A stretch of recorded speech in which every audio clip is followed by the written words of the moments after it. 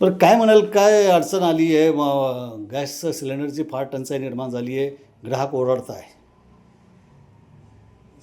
Sir, आता आम्हाला जो सप्लाय येतो आपला हिंदुस्तान पेट्रोलियम कॉर्पोरेशन लिमिटेडचा बॉटलिंग प्लांट सिन्नर इथं MIDC मध्ये आहे.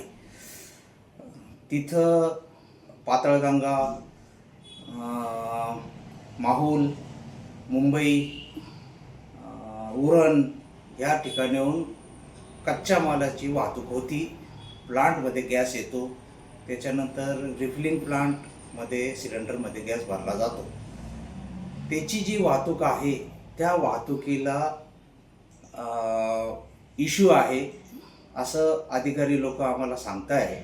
त्याच्यामुळं तिथं मुबलक माल उपलब्ध होत नाही आणि सिन्नरपासून मनमाडपर्यंत यायला आमची स्वतःचीच वाहतूक आहे. कंपनीने आम्हाला गाडी दिलेली आहे, आमच्या स्वतःच्याच वाहतुकीत आम्ही प्रयत्नशील आहोत. त्याच्यात मागणी आणि पुरवठ्यामध्ये तफावत केलेली आहे. गेल्या 10-12 दिवसापासून याचा इश्यू चालू आहे. आज रोजी 3 ते 4 दिवसाचा कमीत कमी बॅकलॉग आहे. काही एरियांमध्ये 5 ते 6 दिवसाचा आहे.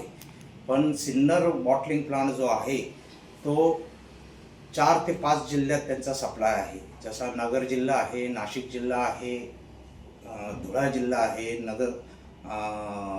नंदुरबार जिल्हा आहे आणि काही ठाणा जिल्ह्यात पण त्यांचा पुरवठा आहे. पण मुबलक पुरवठा होत नाही आहे. गाडीची वेटिंग जास्त होती तिथे आणि माल मागणीप्रमाणे अवेलेबल होत नाही आहे. त्याच्यामुळे ही तफावत राहते. किती वेटिंग लिस्ट आहे तुमच्याकडं? आज रोजी आमच्याकडं साधारण 1300 ते 1400च्या दरम्यान वेटिंग आहे. कधी सुरळीत होऊ शकते?